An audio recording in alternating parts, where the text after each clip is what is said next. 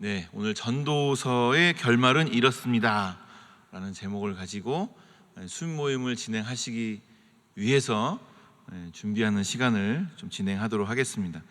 성경 본문이 전도서 12장 8절에서 12절 말씀이에요.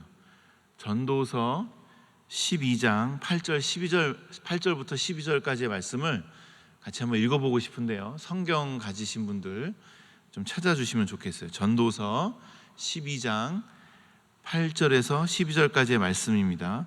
함께 합독하시겠습니다. 전도자가 이르되 헛되고 헛되도다. 모든 것이 헛되도다. 전도자는 지혜자이어서 여전히 백성에게 지식을 가르쳤고 또 깊이 생각하고 연구하여 잠언을 많이 지었으며, 전도자는 힘써 아름다운 말들을 구하였나니 진리의 말씀들을 정직하게 기록하였느니라. 지혜자의 말씀들은 찌르는 책찍들 같고 회중의 스승들의 말씀들은 잘 박힌 못 같으니 다 한 목자가 주신 바이니라. 내 아들아, 또 이것들로부터 경계를 받으라. 많은 책들을 짓는 것은 끝이 없고 많이 공부하는 것은 몸을 피곤하게 하느니라. 아멘. 아멘. 네, 여기까지입니다. 오늘 같이 읽은 이 말씀은 전도서의 결론에 해당하는 부분이에요. 잘 아시겠지만 전도서라는 책의 제목이 무슨 뜻인지 혹시 말씀해 주실 수 있을까요? 네, 괜히 여쭤봤다는 생각이 들기도 하고. 네, 전도서, 전하다, 도를 전하는 책, 이게 전도서입니다. 어떤 도를 전하느냐, 어떤 도를 전하는 건지 생각해 보려면 이 책을 누가 썼는지 알면 금방 답이 나올 수 있겠죠. 솔로몬이 쓴 책이죠. 솔로몬이 말년에 이제 자기의 후손들, 왕이 될 후손들을 위해서 쓴 책입니다. 그래서 우리 오늘 읽은 12장 12절 말씀에 이렇게 되어 있죠. 내 아들아, 또 이것들로부터 경계를 받으라. 이러고 이 왕손들에게, 왕이 될 자기 후손들에게 교훈을 남기는 책입니다. 그래서 내가 이렇게 살아보니 정말 다 쓸데없다, 이런 얘기를 하는 거죠. 그래서 헛되다 이 얘기가 전도서 시작할 때부터 끝날 때까지 등장하는데요, 무려 37번 등장합니다. 37번 헛되다라는 얘기가 나오다 보니 이게 자칫 이 책을 읽다가 핵심을 놓치는 경우가 있어요. 이 정신 똑바로 차려야 됩니다. 그러니까 어떤 식으로 이 핵심을 놓치냐면, 인생이 이렇게 허무한 거 아니야? 다 헛되다는데, 뭐 열심히 살아서 뭐해? 말자. 이런 오류에 빠질 수가 있다는 거죠. 그 얘기가 아닙니다. 그 얘기가 아니고요. 솔로몬이 하고자 하는 얘기의 핵심은 이겁니다.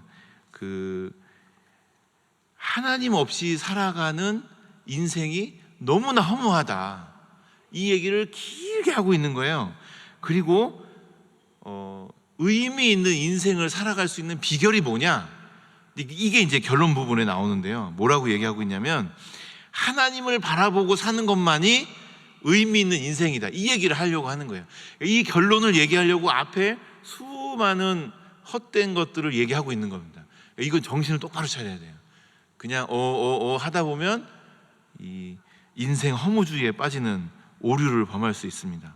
이런 걸 염세주의 이렇게 얘기하기도 하고요.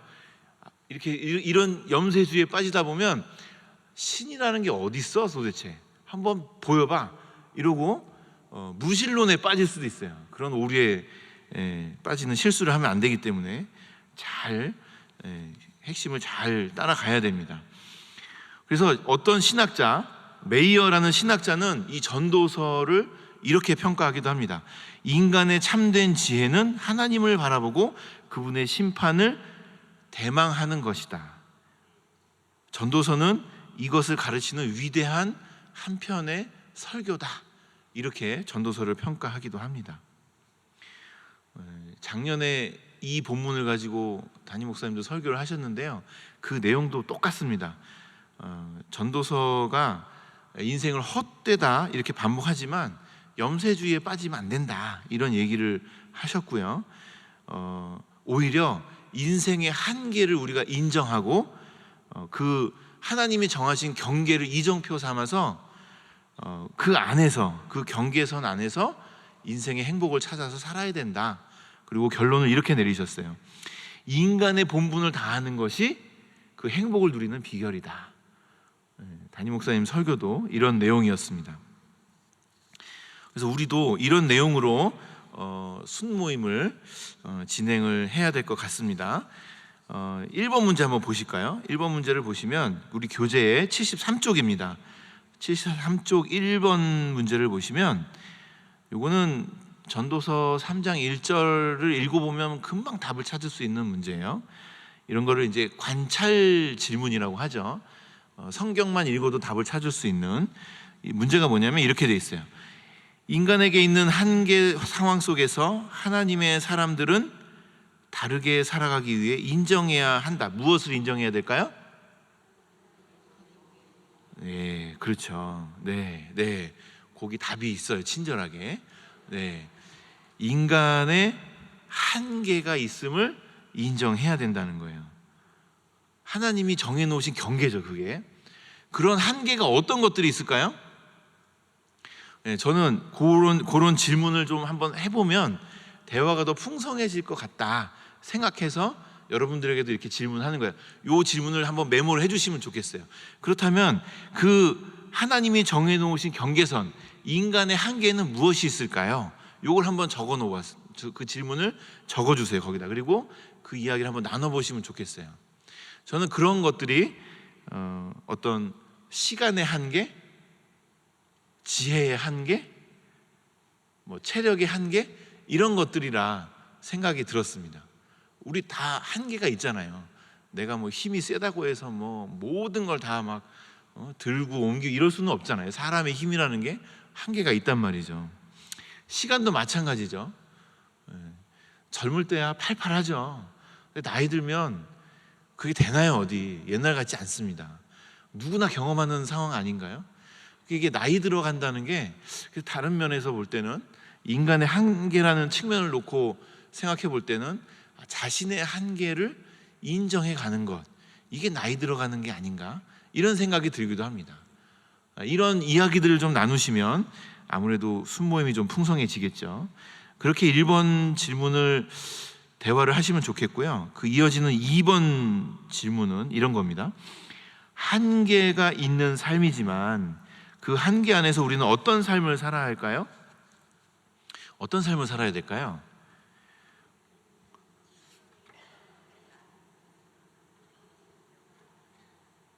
네, 그 밑에 박스에 이렇게 길게 설명이 되어 있는데요. 이걸 요약을 하면 소소한 일상에서 인생의 보람과 낙을 찾으며 사는 것이다. 이렇게 요약할 수 있어요.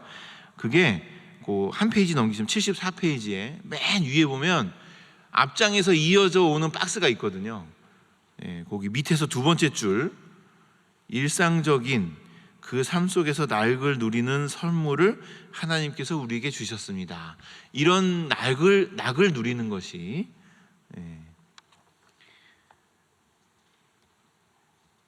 하나님이 정해놓으신 경계선 안에서 우리가 살아갈 수 있는 방법인 것 같습니다.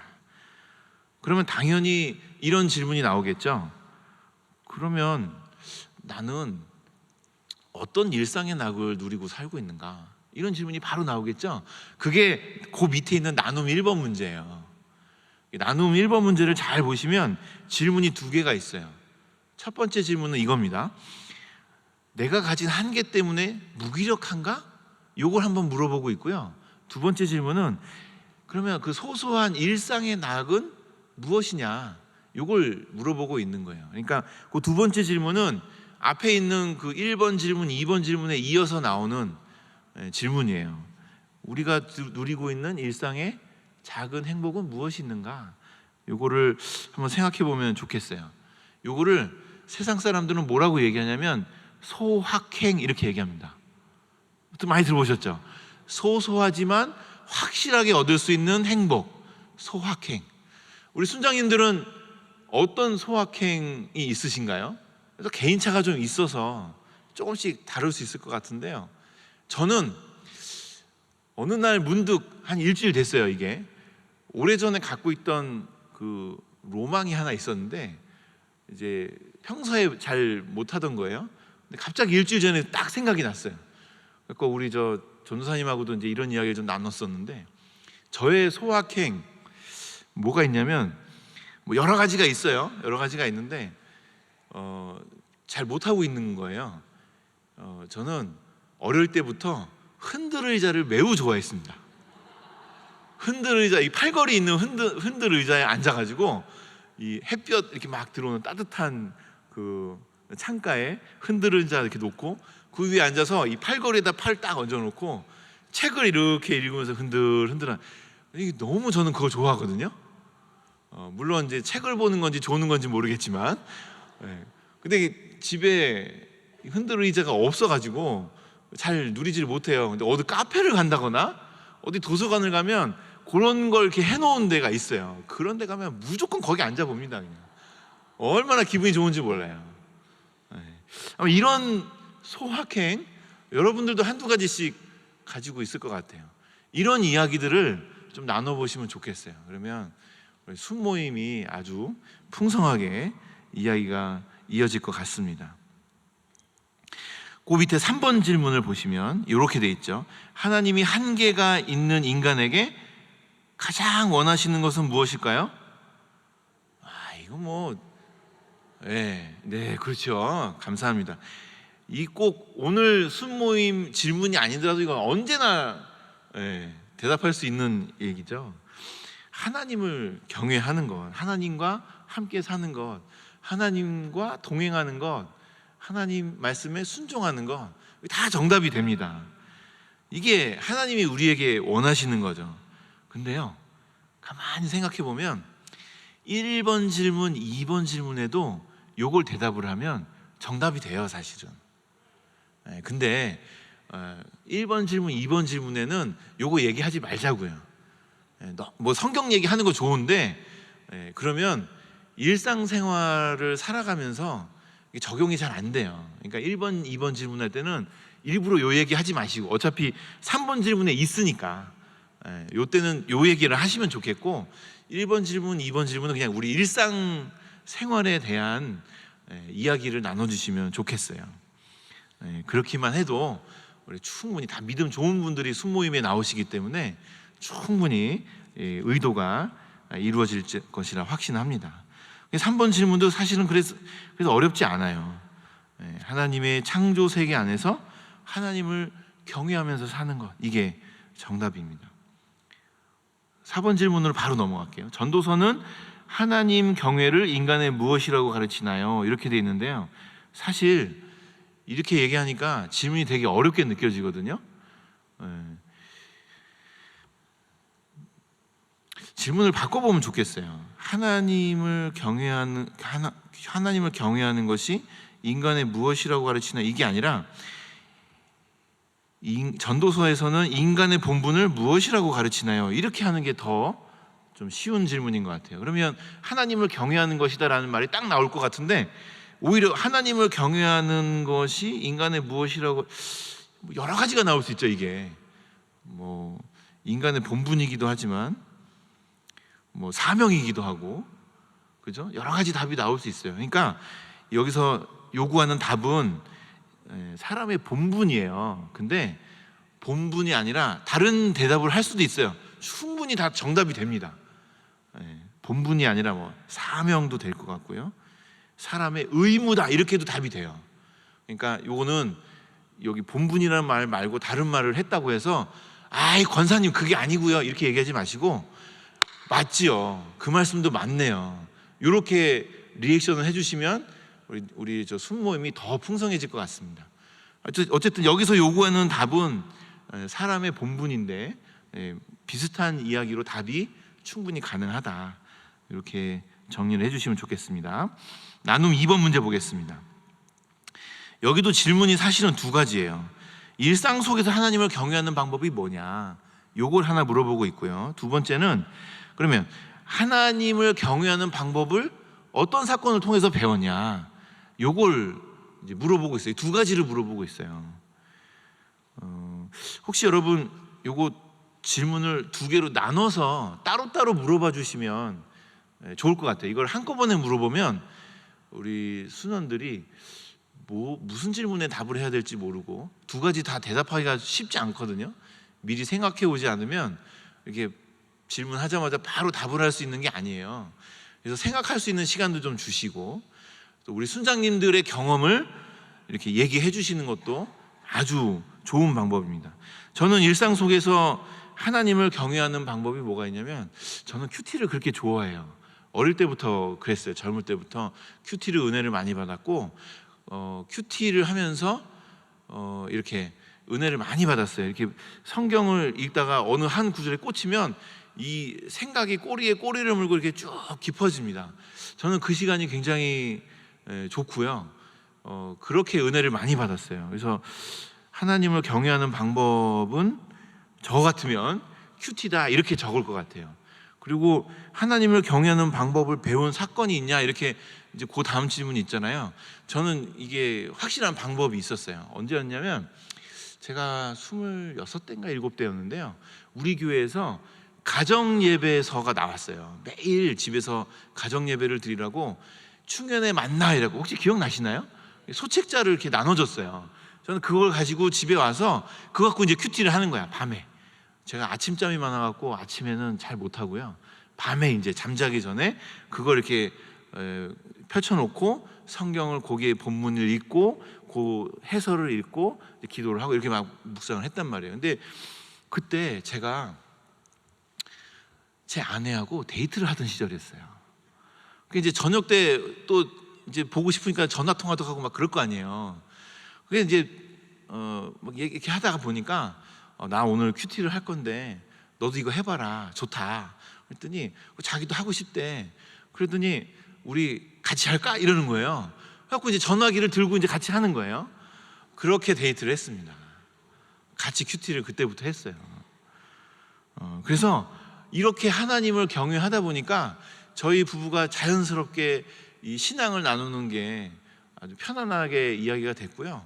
그러다 보니까 이 속속들이 그 과거의 어떤 믿음의 성장 과정이라든가 또 어떤 일이 벌어졌을 때 이 신앙적으로 어떻게 뭐 이거를 해석하고 또 받아들여, 이런 게 너무 이게 이제 잘 이해가 되는 거예요. 서로가 서로의 입장에 대해서.